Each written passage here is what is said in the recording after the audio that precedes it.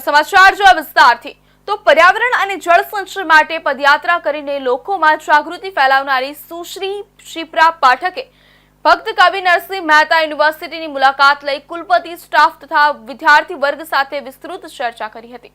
તેમણે તુલસી અને આંબરેના વૃક્ષોનું વાવેતર કરીને પર્યાવરણ બચાવનો સંદેશ આપ્યો હતો। ઉપરાંત છાત્રાઓ સાથે સંવાદ સાધી અનેક વિચાર ગોષ્ઠીમાં પ્રેરક પ્રવચન આપ્યું હતું। શિપ્રા પાઠક યુનિવર્સિટીની પર્યાવરણ સેવી કામગીરીથી પ્રભાવિત થઈ શિક્ષણ ક્ષેત્રે કાર્યરત સંસ્થાઓના ભૂમિકા મહત્વપૂર્ણ હોવાનું ઉલ્લેખ્યું હતું।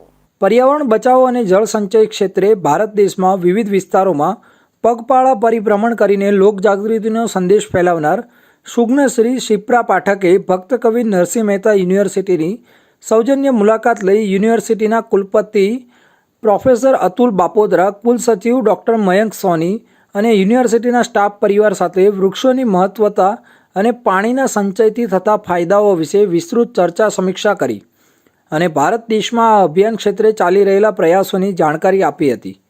યુનિવર્સિટી પરિસરમાં તુલસી અને આમ્રફળના વૃક્ષનું વાવેતર કરી વૃક્ષ પર્યાવરણ સંવર્ધન અને વૃક્ષ વાવેતરનો એક સંદેશો પણ જૂનાગઢની ધરા પર વહેતો મૂક્યો હતો। ત્યારે ઉલ્લેખનીય છે કે શિપ્રા પાઠકે પ્રયાગના કુંભ મેળામાં 17 લાખ જેટલી પેપર બેગો અને 15 લાખ જેટલી થાળીનું નિઃશુલ્ક તીર્થયાત્રીઓને વિતરણ કર્યું હતું। શિપ્રા પાઠકે અત્યાર સુધીમાં હજારો કિલોમીટરની પદયાત્રા કરી છે, માતા નર્મદાની પ્રદક્ષિણા કરી છે અને પોતાના પદ પ્રવાસ દરમિયાન તેમણે જળ સંચય એટલે કે પાણી બચાવો, પર્યાવરણ બચાવો અંગે